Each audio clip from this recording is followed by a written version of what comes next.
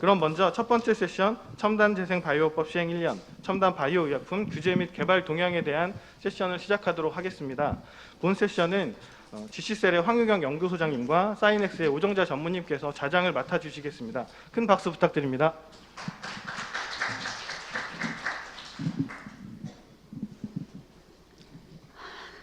네, 오늘 이렇게 좋은 행사를 좌장을 보게 돼서 영광입니다. 저는 GC셀의 연구소장 맡고 있는 황유경입니다. 오늘 크게 이제 여러 세션으로 구성되어 있는데 첫 번째 세션 진행하도록 하겠습니다. 첫 번째 세션은 첨단 바이오법 시행 그 1년을 돌아보면서 첨단 바이오약품의 규제 및 개발 동향에 대해서 세 분의 연자분이 발표를 해주실 겁니다. 첫 번째, 첨단 바이오 의약품의 장기 추적 조사 이행의 실제라는 제목으로 현수미 성균관대 교수님께서 지금 겸임으로 계시면서 지금 QMBS 대표이사이신 현수미 대표님께서 발표를 해주시겠습니다. 연자에 대해서 간단하게 소개를 드리겠습니다. 현수미 QMBS 대표이사님께서는 다양한 그 글로벌 그 CRO에서 많은 역할을 하셨고요. 특히 뭐 머크 그리고 GSK 이런 데서 클리니컬 리서치 팀을 이끌면서 실제 많은 임상의 경험이 있으시고요. 그리고 2009년부터는 CNR 리서치에서 퀄리티 어슈런스 매니저로도 역할을 하셨고 그다음에 헤드 오브 클리니컬 오퍼레이션 다양한 임상 파트에서 지금 역할을 쭉 해오고 계십니다.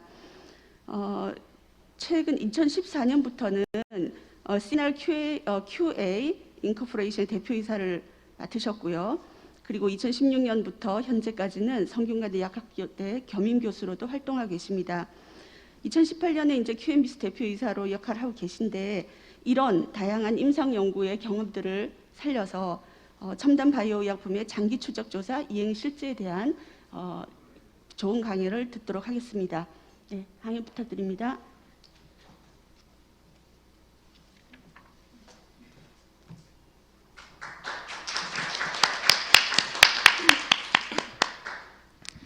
안녕하십니까. 방금 소개받은 QMBS의 현수입니다.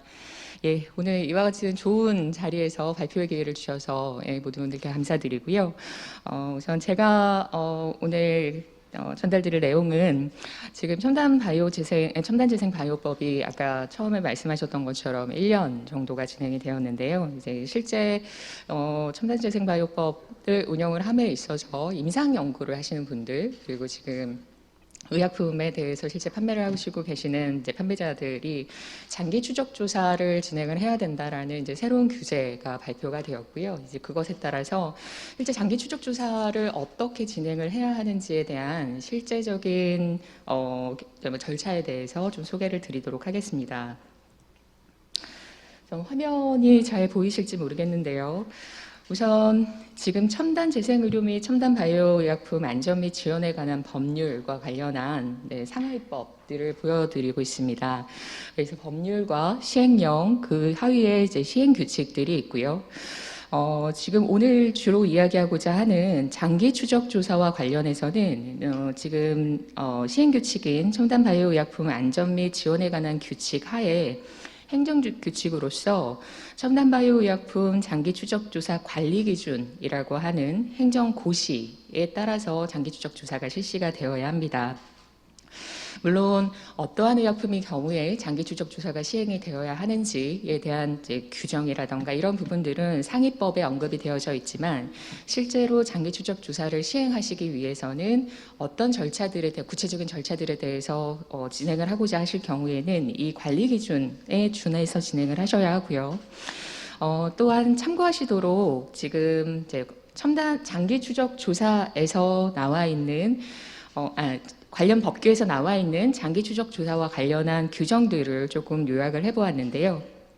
우선 법률 하에서는 이제 30조에 첨단 바이오의약품 장기 추적 조사 및 투여 내역 등록을 하는 것에 대한 관련된 규정이 정해져 있고요. 그리고 관련 법률 시행령에는 장기 추적 조사 지정 대상, 그리고 장기 추적 조사의 절차 및 방법, 그리고 이상 사례 보고 방법, 그리고 투약 내역 등의 등록 동의, 그리고 투약 내역의 등록 절차, 그리고 이후에 판매 공급 내역에 등록을 하는 절차, 그리고 이외에 공중보건상 필요한 조치에 대한 내용들이 이제 시행령에서 언급되어지고 있습니다. 그리고 첨단 바이오의약품 안전 및 지원에 관한 규칙에는 장기 추적 조사 계획을 어떻게 수립해야 하는지에 대한 내용이 언급이 되어져 있고요.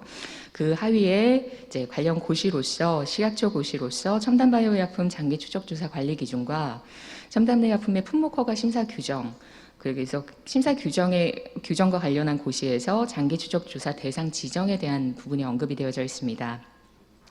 이와 같이 관련 법에서 장기 추적 조사에 대한 부분들이 언급되어 있는 부분들, 조항 항목들이 이제 이와 같은 항목들이 있고요. 그 이외에도 장기 추적 조사를 원활하게 시행하게 하기 위해서 식약처에서는 다양한 가이드라인을 발행한 바가 있습니다.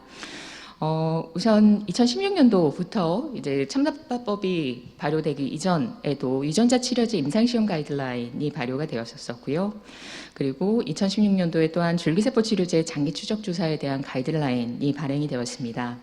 그리고 2021년과 2021년 지금 첨단 바이오의약품 장기 추적 조사 실시 절차 가이드라인은 가장 최근에 발표된 절차로서 지금 현재 사실은 법이 최초에 발효가 되고 난 이후에 그 적용 방법에 대해서 사실 운용하지 않았었기 때문에 실제 운용에서 다양한 여러 가지 어려움들이 확인이 되어졌습니다. 그래서 그 부분에 대한 구체적인 해석들에 대한 부분들을 2021년도에 최근에 식약처에서 첨단 바이오의약품 장기 추적 조사 실시 절차 가이드라인으로라는 가이드라인으로 발행함으로써 과거에 법에 나와 있는 부분에 있어서의 모호한 부분들이라던가 해석에 있어서의 어려운 부분들을 구체적인 가이드라인으로 발간한 바가 있어서 장기 추적 조사를 실시하시는 분들께서는 이제 가장 최신에 발행됐었던 가이드라인을 참고하시면 실제 운용에 대한 절차에 대해서 좀 구체적인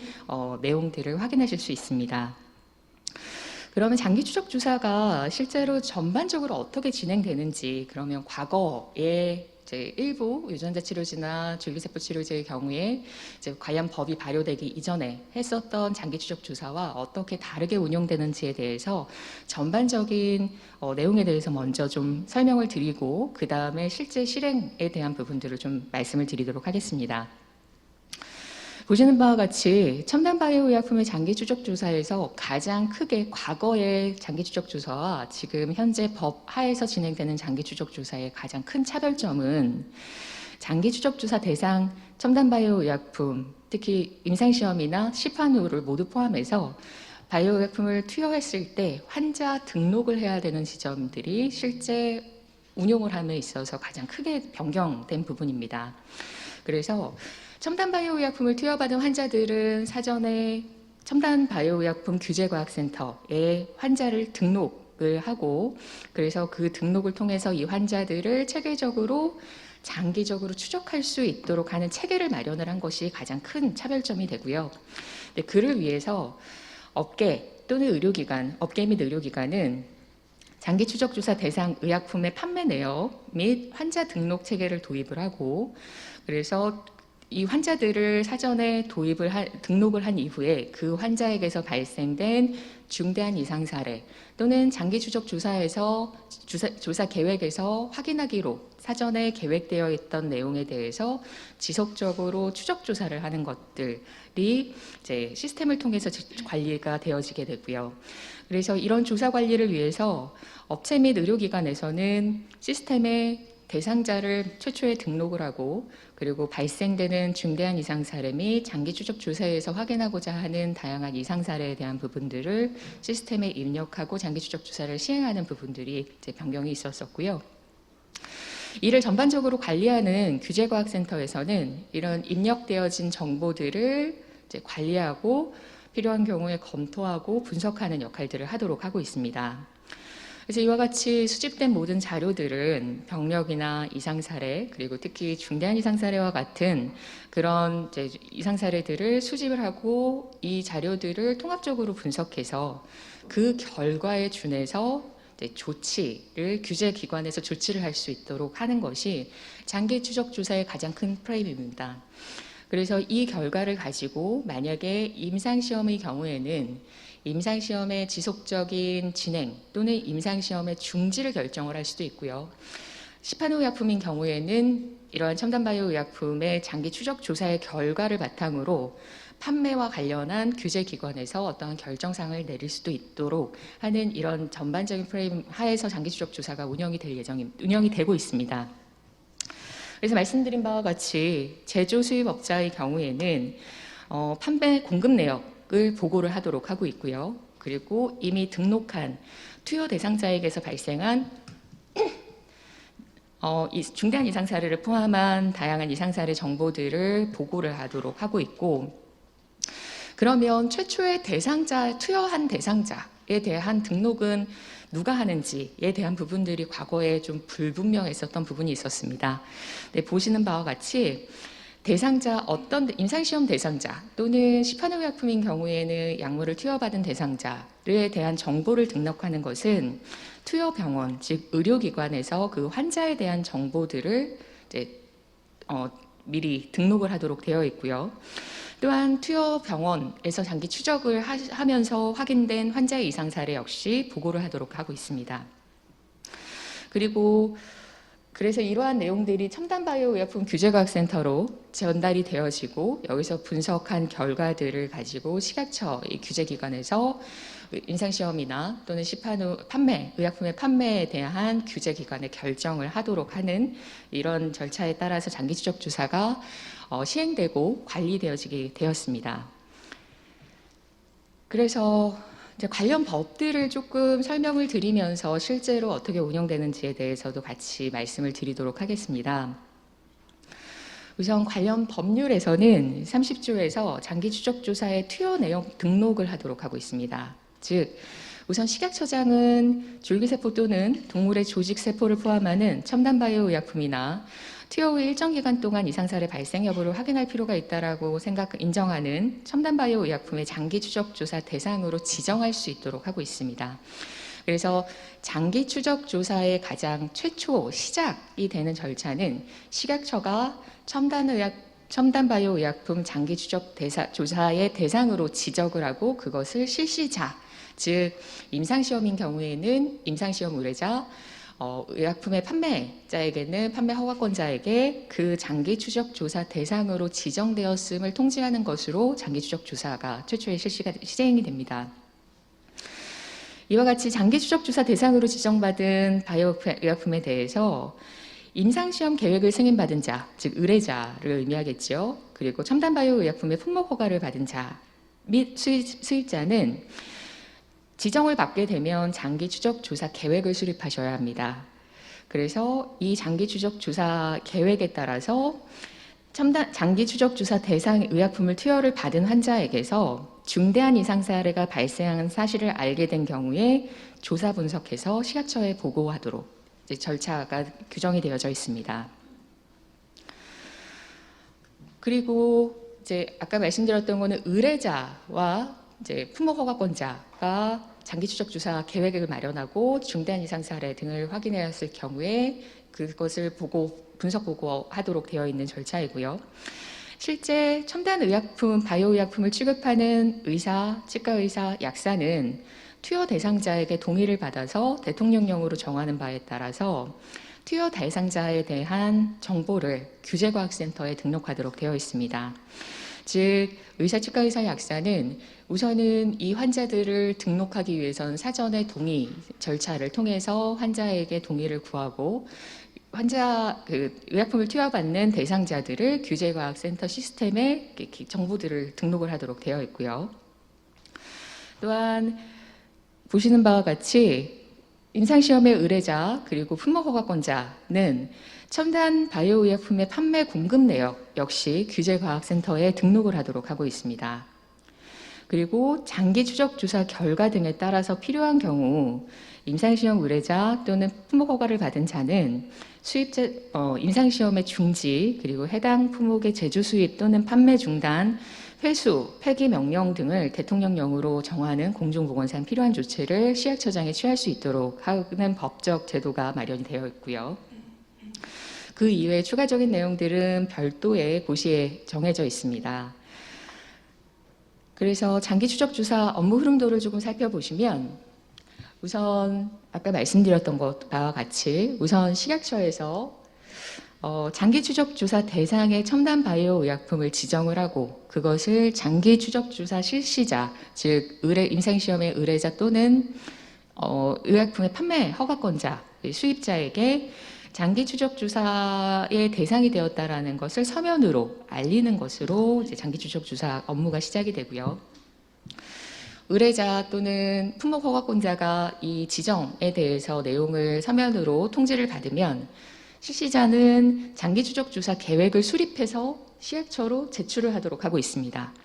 이 부분은 여기에서 규제과학센터가 이제 그 장기 추적 조사 계획서를 검토하도록 되어 있고요. 그래서 검토를 의뢰해서 검토 의견을 받도록 하고 있습니다. 그래서 규제과학센터에서 검토를 한 그 결과를 통해서 식약처로 장기 추적 조사 계획서 검토 결과를 식약처로 통지를 하도록 되어 있습니다. 그 규제과학센터의 검토 결과에 따라서 필요한 경우 시정 및 보완이 이루어질 수 있고요. 그리고 그 최종적인 결과에 대해서 장기 추적 조사 계획서의 검토 결과를 이제 실시자에게 최종적으로 검토 회신을 하는 주체는 식약처입니다. 그래서 이와 같이 계획서가 최종 승인이 되어지고 나면 장기 추적 조사가 실제로 실행이 되게 되고요. 장기 추적 조사의 시행 시에는 장기 추적 조사 실시자, 즉 임상시험의 의뢰자 또는 판매 허가권자는 판매 내역과 공급 내역을 등록을 하셔야 하고 임상시험에 참여하는 의사, 치과 의사, 그리고 의약품을 판매하는 의사, 그리고 판매의 이제 역할을 하고 있는 약사 등은 이 의약품이 투여되는 투여 내용을 규제과학센터 시스템을 통해서 등록을 하도록 되어 있습니다. 등록을 한 이후에는 임상시험, 장기 추적 조사 계획서에 따라서 중대한 이상 사례, 또 이 이외에도 다양하게 계획서에서 수집하기로 계획되어 있는 정보들을 수집하고 만약에 중대한 이상 사례가 발생되어지는 경우에는 식약처로 그 내용을 보고하도록 되어 있습니다. 그리고 계획서에 따라서 수집하기로 한 모든 자료들을 수집해서 그 내용들을 분석해서 장기 추적 조사 실시자가 식약처로 보고를 하고 있고요. 이 보고서는 이행평가 결과 보고서라고 해서 장기 추적 조사의 이행 및 그 결과에 대한 보고서를 식약처로 보고를 하고 그래서 이제 장기 추적 조사 기간 동안에 지속적이고 정기적으로 결과를 보고를 한 이후에 최종적인 결과를 바탕으로 장기 추적 조사 대상 지정을 해제하거나 또는 그 결과에 따라서 판매 또는 임상시험의 진행과 관련한 규제기관에 어떠한 결정을 내릴 수 있도록 하는 절차들이 장기 추적 조사 업무 흐름도에 따른 절차입니다. 그러면 장기 추적 조사 대상 및 지정 기간은 어떠한지를 좀 살펴보면 대상은 잘 알고 계시다시피 줄기세포 치료제, 유전자 치료제, 그리고 동물의 조직 세포를 포함하는 첨단 바이오 의약품 그 이외에 TO의 일정 기간 동안 이상 사례 발생 여부를 확인할 필요가 있다라고 인정하는 첨단 바이오 의약품이 그 대상이 되어지고요. 장기 추적 조사의 기간은 줄기세포 치료제의 경우에 5년, 유전자 치료제의 15년, 그리고 그 이외에 동물 조직 세포 등을 포함하는 첨단 바이오 의약품의 경우에는 30년 동안의 장기 추적 조사 기간이 부여됩니다. 그러면 장기 추적 조사 계획 수립은 언제까지 제출해야 하냐? 이 부분도 사실은 실제 업무를 운영하는 쪽에서는 많은 논란이 있었습니다. 왜냐하면 이제 우리가 임상시험을 실시할 때 별도의 임상시험 계획서를 제출을 하는데 실제 장기 추적 조사는 임상시험이 종료가 된 이후에 실제로 이제 업무들이 발생하기 때문에 임상시험 계획서를 승인받을 때 장기 추적 조사 계획서도 같이 작성해서 제출하고 승인을 받아야 하는 것인지 아니면 실제로 투여학이 일어나고 장기 추적 조사를 시행하는 시점에 계획서를 제출을 해야 하는지 이런 부분들이 사실은 이제 법 시행 초기다 보니 명확하지 않은 부분들이 있어서 이 부분에 대해서도 좀 불분명한 부분들이 이번에 실시와 관련된 가이드라인에 명확하게 나와 있습니다. 장기 추적 조사 실시자, 즉 임상시험 의뢰자 또는 품목허가권자는 장기 추적 조사 계획을 이제 아래와 같은 날의 전날까지 수립해서 시각처장에 제출해라라고 하고 있습니다. 임상시험 의뢰자의 경우에는 임상시험용 첨단 바이오 의약품을 공급한 날의 전날까지 장기 추적 조사 계획을 마련하셔서 시각처에 제출하셔야 하고요. 결국은 임상시험이 진행되는 기간 중에 장기 추적 조사 계획을 제출을 하셔야 되는 부분입니다. 그리고 품목허가를 받은 자 및 수입자는 의약품을 판매 공급한 날의 전날까지 이제 관련 조사 계획을 수립해서 제출하도록 하고 있습니다. 장기 추적 조사 계획에는 어떠한 사항들이 포함되어야 하는지에 대해서 살펴보시면 우선 조사 대상자에 대한 사항, 그리고 조사의 범위 항목, 조사의 절차, 방법, 그리고 평가 보고에 관한 사항들에 대해서 언급이 되어져 있습니다. 관련 법에서는 중대한 이상 사례에 대해서 보고를 하도록 하고 있으나 의약품의 특성에 따라서 그 약과 관련해서 추가적으로 추적 조사하고자 하시는 내용들이 있다라고 한다면 그 내용은 계획서에 반영을 하시면 되고요.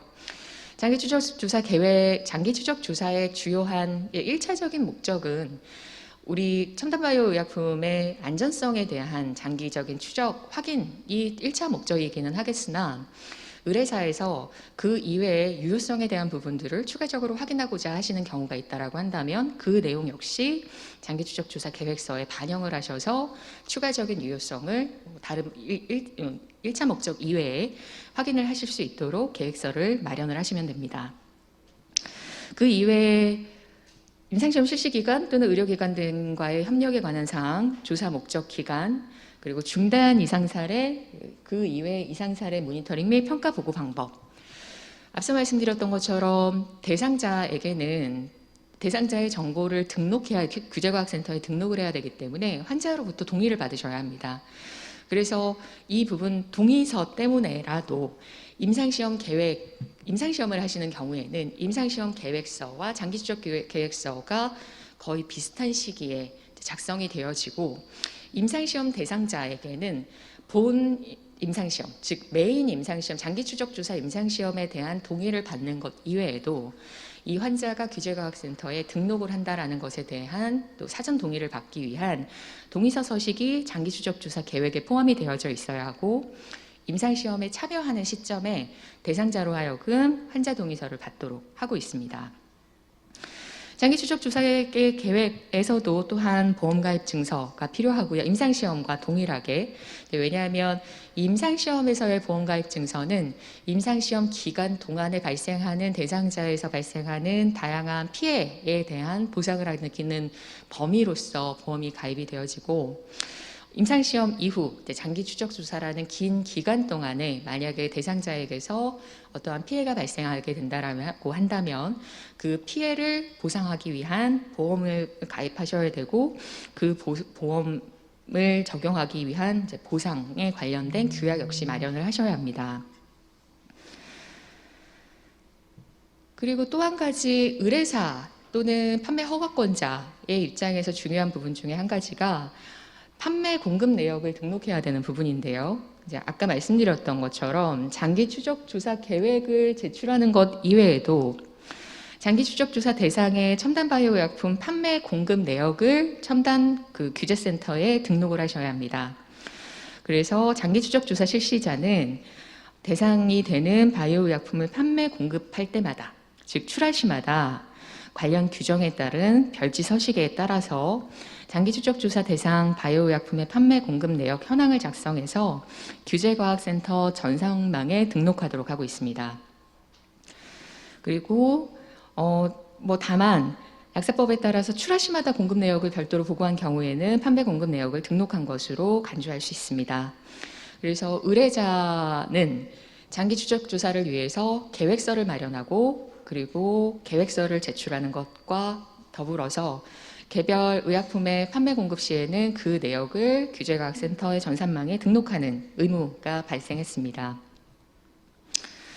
그리고 또 한 가지가 이제 투여 내역에 대한 등록에 대한 부분인데요. 사실은 이 부분도 실제 업무를 수행하면서 이제 누가 실제 등록을 할 것인가, 언제 등록을 해야 하는 것인가 이런 부분에 대해서 처음에 초기에 좀 많은 이제 질문 사항들이 있었었는데 보시는 바와 같이 우선 등록을 하기 위해서는 투여 대상자로부터 서면 동의를 받으셔야 합니다. 그래서 특히 임상시험인 경우에는 임상시험의 본 임상시험의 동의서와 장기 추적 조사를 위한 동의서를 별도로 받으셔야 하고 서면 동의를 받은 이후에 인적 사항 및 투여 내역을 투여 날로부터 7일 이내에 첨단바이오약품 규제과학센터 전산망에 등록을 하도록 하고 있고요. 등록을 해야 하는 정보는 아래와 같습니다.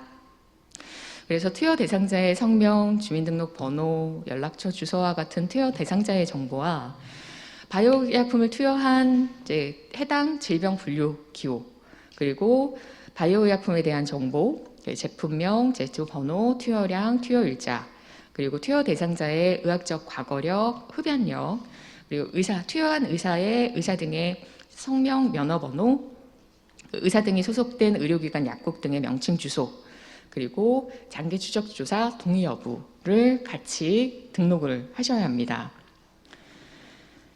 그래서 이 등록은 실제로 투약을 실시한 병원에서 등록을 하셔야 되는 부분이어서 임상시험을 진행을 하시는 경우에는 그 부분에 대한 서포트, 임상시험 의뢰자로서의 추가적인 도움들이 필요할 수도 있다는 점을 좀 이해하고 계셔야 될 것 같습니다. 이와 같이 대상자에 대한 등록이 다 완료가 되고 실제 장기 추적 조사가 진행이 되어지고 나면 이행평가 결과를 보고하도록 되어 있습니다. 그래서 장기 추적 조사 실시자는 그 조사 계획을 이행하고 그에 따른 내용 및 결과를 첨단 바이오 의약품을 최초로 판매 공급한 날을 기준으로 1년이 되는 날마다 장기 추적 조사 이행 평가 결과 보고서를 시약처장에게 보고하도록 하고 있습니다. 그래서 매년 그 해에 있었던 이제 추적 조사 대상에서 발생한 모든 이제 계획에 따른 데이터들을 수집 분석하고 그 보고서를 장기 추적 조사 이행 평가 결과 보고서로서 시약처에 제출을 하도록 하고 있고요. 그래서 이와 같이 이제 결과들을 보고하는 것으로 가름이 되고 앞서서 말씀드렸던 바와 같이 이 결과들은 그 시점에 규제과학센터와 시약처에서 검토해서 필요한 경우에 이제 규제기관에서 임상시험 또는 판매와 관련된 규제기관에 이제 어떤 조치를 취할 수도 있고 다행히 장기 추적 조사 결과 우리의 의약품이 지속적으로 안전하고 장기 추적 조사의 결과에 근거해서 안전하고 유효성을 확인하는 경우에 이제 유효성도 같이 확인되어지는 경우에는 장기 추적 조사 기간이 종료된 이후에 장기 추적 조사의 이제 면제를 이제 규제기관에서 결정을 하고 통지를 하는 것으로 장기 추적 조사가 종결될 수 있습니다. 우선 짧은 시간 동안에 장기 추적 조사의 좀 전반적인 내용들에 대해서 특히 이제 저희와 또 저 노경환 상무님과 같이 제가 일하고 있는 그 또 최근에 진행했었던 임상시험용 의약품 임상시험에 대한 장기 추적 조사의 절차들을 좀 정리를 해서 말씀을 드렸고요. 이것으로 제 우선은 강의는 마무리를 하도록 하고 혹시 내용과 관련해서 궁금하신 부분이 있으시면 질의 주시면 답변 드리도록 하겠습니다. 네, 아주 강의를 깔끔하게 잘해 주셨습니다. 우선 질문 받도록 하겠습니다.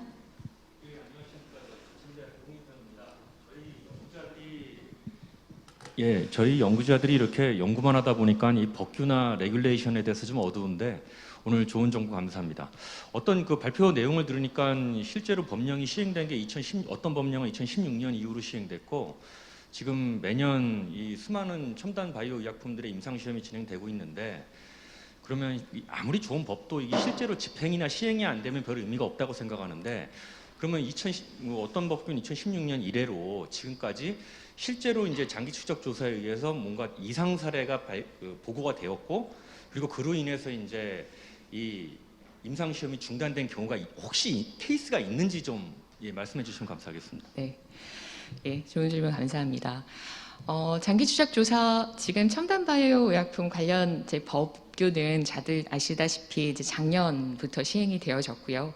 그러나 그 이전에 있었던 다양한 가이드라인, 아까 보여드렸던 2016년도에 있었던 가이드라인과 같이 과거에도 장기 추적 조사에 대한 이제 식약처의 규제는 별도로 존재를 했었습니다. 그래서 줄기세포 치료제나 첨단 바이오 약품을 임상 시험을 시행하시는 분들은 그것에 준해서 계속 장기 추적 조사를 시행을 해오셨었는데요.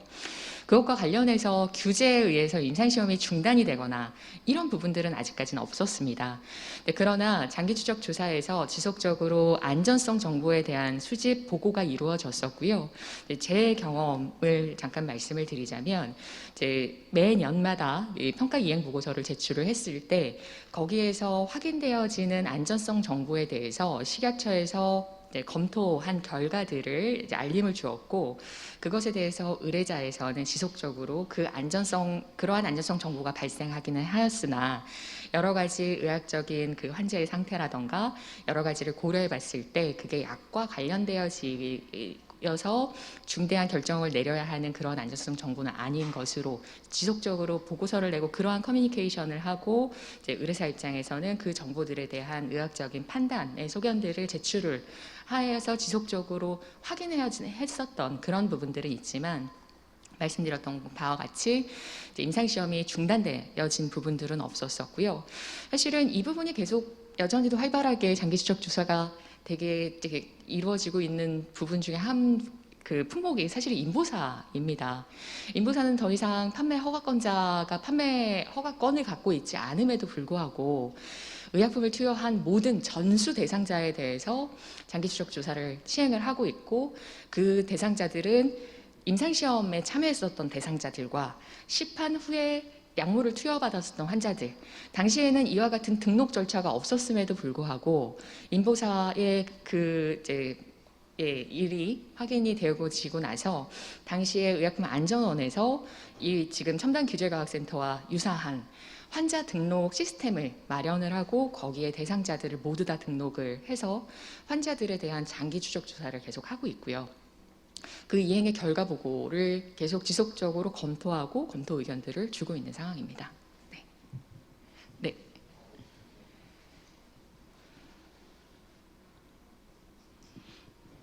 좋은 강의 잘 들었고요. 본부처 재생의료기술개발사업 소송으로 갑니다. 그 의사들은 이제 뭐 해야 된다고 하잖아요. 그러니까 그게 의사의 의무같이 돼 있어요. 네, 맞습니다. 그러면 이제 기존의 재심사라든가 일반 그 약사법에 의한 재심사라든지 그다음에 RMP라든지에 따른 부작용 이제 조사 이거하고 장기 추적 조사가 뭐가 다른지 그랬을 때 재심사 쪽에 대해서는 이제 회사가 비용을 지불하잖아요, 의사한테. 네. 근데 장기 추적 조사는 의사가 의무가 있는데 돈을 어떻게 지불하는 것인지 아닌지. 네. 그리고 나서 비용에 대한 문제도 있어요. 그래서 네, 맞습니다. 그러면 이제 나중에 이 장기 추적 조사가 돈이 많이 든다고 그러는데 이게 그 비용인지 아니면 이행 평가 결과 보고서 쓰는 비용인지 아니면 뭐 다른 비용에서 이제 돈이 드는 건지 궁금하고요. 얼마나 더 많이 드는 건지 비싼 건지 알고 싶습니다. 두 번째가요. 제가 먼저 답변을 드려도 되겠습니까? 제가 질문을 잊어버릴 것 같아서. 네. 우선 많은 질문을 주셨고 되게 실질적인 사실 업계에서 많이 궁금하신 부분이실 것 같습니다. 어디서부터 설명을 드려야 할까요? 우선은 등록을 하는 거는 의사의 의무 역할이 맞습니다. 의무 역할이 맞고요. RMP와 재심사 그리고 장기 추적 조사가 어떻게 각각 다른지에 대해서 여쭤보셨는데요. 우선 재심사와 RMP는 실제 많은 부분들이 중복적입니다. 재심사는 다들 알고 계시겠지만 재심사는 2023년도까지만 유지되고 그 이후로는 RMP로 통합되어서 재심사는 이제 재심사라는 이름으로 유지되었었던 법규는 그 이후로부터는 적용되지 않을 겁니다. 왜냐하면 RMP는 이 의약품에 대한 전반적인 위해를 관리하기 위한 계획이고 그 위해를 관리하기 위한 방안들은 그 RMP 내에서 이루어지는 것이고, 그러면 그 위해를 관리하기 위해서 가장 먼저 해야 되는 것은 이 의약품과 관련한 위해를 수집하는 행위입니다. 죄송합니다. 그러면 그 의약품과 관련한 위해를 어떻게 수집할 것이냐? 가장 대표적인 것이 지금 현재에서는 재심사입니다. 이 재심사를 통해서 우리가 조금 더 능동적으로 환자에게서 발생한 이상 사례를 수집하는 그 행위가 이제 RMP에서 가장 대표되는 행위이고 장기 추적 조사 역시 마찬가지로 RMP 내에서 우리가 안전성을 수집하는 한 가지 중요한 행위 중에 하나라고 이해를 하시면 될 것 같습니다. 그런데 아까 제가 2023년도 이후에 재심사가 없어질 거다라고, 재심사라는 이름의 규정이 없어질 거다라고 말씀을 드렸는데 그 사유는 지금 실제로 운영함에 있어서는 RMP 하에서 운영되는 재심사가 거의 위해 이행과 거의 등치되고 있기 때문에 RMP 내에서 위해를 관리하는 것이 즉 재심사, 이와 같이 업무가 거의 중복적으로 발생하고 있기 때문에 재심사를 RMP와 이제 통합해서 RMP 위해 관리와 관련된 규제로 한 가지만 이제 관리를 하겠다라고 시약처가 이미 발표한 바가 있고요. 이제 그렇게 된다면 RMP라는 위해 관리 계획이라는 계획 하에서 우리가 위해를 수집하는 방안 중에 한 가지로서 장기 추적 조사가 능동 관리의 한 가지로 들어갈 수 있을 것이고요. 식약처에서는 재심사를 없앤다라고 해서 재심사와 같은 그런 능동적인 감시 자체를 없앨 계획을 가지고 있지는 않습니다. 그래서 능동적으로 우리가 시판의 의약품에 대한 이제 위해들을 수집하는 능동 감시의 일환으로서 식약처에서 뭔가 재심사를 대체할 무언가를 요구를 한다면 그 또한 이제 위해 관리 계획 하에 포함되어져서 이제 의뢰사 또는 판매 허가권자가 능동적으로 약과 관련된 위해들을 수집하는 이런 체계적인 시스템들을 갖추도록 하는 그런 부분들일 것 같고요. 비용에 대해서 말씀 주셨습니다. 장기 추적 조사에 대한 경험, 계획을 해보신 분들이시면 아시겠지만 사실은 이 장기 기간 동안에 해야 되는 부분들에 대해서는 우선은 의사에게 연구비로서 실제로 환자들을 이제 방문을 하거나 전화 연락을 통해서 안전성과 관련된 정보들이 있는지의 여부들을 확인해야 되는 의사로서의 레이버가 또 추가적으로 발생을 하고 또한 그 내용들을 보고해야 되는 의무가 발생하기 때문에 그 부분을 의뢰사에서 연구비로서 보상을 하도록 하고 있습니다. 또 한 가지 이 장기 추적 조사가 원활하게 진행을 하기 위해서 그리고 의사가 실제 규정에 따라서 대상자를 적절하게 등록하고 대상자에게 발생된 계획서에 따른 이상 반응 또는 유효성 이런 정보들을 잘 수집하고 그 수집된 데이터가 신뢰할 만한 데이터인지를 확인하기 위해서는 지금 현재 임상시험과 유사하게 물론 제한적이기는 하나 CRO나 또 모니터링의 역할들이 또 필요한 부분들이 분명히 있습니다. 그러면 그러한 모니터링은 회사 내부에서 내부 인력으로 시행을 하시거나 또는 이제 CRO들에게 외주를 주시는 그런 부분들을 고려하셔야 되기 때문에 그 부분에 대해서 추가적인 이제 버짓이 필요하실 수 있고요. 또한 그 결과를 아까 말씀하셨던 것처럼 이행 평가 결과 보고서로 작성을 하기 위해서는 데이터들을 수집하고 분석하고 그것을 결과화해서 문서화해야 되는 결과 보고서화해야 되는 부분들이 있기 때문에 그 부분을 회사 내부에서 수행하시거나 또는 그 역시 CRO에게 외부 위탁을 주시는 것들을 고려해 보실 수도 있어서 장기 추적 조사를 시행함에 있어서 회사에서는 그런 부분에 대해서 추가 비용이 발생할 수 있다는 것들은 충분히 고려를 하셔야 될 것 같습니다. 저희가 이 세션의 시간을 이미 오버하긴 했는데요. 워낙 주제가 따뜻하고 또 질문사항이 많을 것 같아서 하나만 더 마저 받도록 하겠습니다. 짧게 질문해 주시고 답변해 주시기 바랍니다. 네, 안녕하세요. 데일리메디 신용수 기자입니다. 다른 건 아니고 방금 전에 말씀해 주신 내용하고 좀 겹치는 부분인데 원래 IND 같은 경우에는 그 의뢰자나 아니면 수행기관 말고도 CRO가 제출을 할 수 있잖아요. 그런데 지금 이번에 말하는 장기 추적 조사 계획서 같은 경우에는 그럼 CRO가 제출하거나 이런 행위는 불가능한 건지 아니면은 그것도 궁금합니다. 네, CRO가 제출할 수 있었던 것은 IND를 제출을 할 수가 있죠. NDA는 품목허가권자가 제출을 하도록 되어 있으니까요. 그렇지만 이 장기 추적 조사의 주체는 그 약을 가지고 있는 이제 그 제품 허가권자, 판매 허가권자이기 때문에 그 부분은 CRO가 하실 수 있는 부분은 아니실 것으로 보여지고요. IND 기간 동안에는 어떻게 할 수 있냐? IND를 우선은 임상시험 의뢰자가 IND를 낼 수 있고 의뢰자는 누구여도 다 가능하기 때문에 그 시점에서는 CRO가 같이 제출을 할 수 있을 것으로 생각합니다. 네. 네. 많이 궁금하신 점들은 별도로 질문을 해주시길 바랍니다. 강의 감사합니다.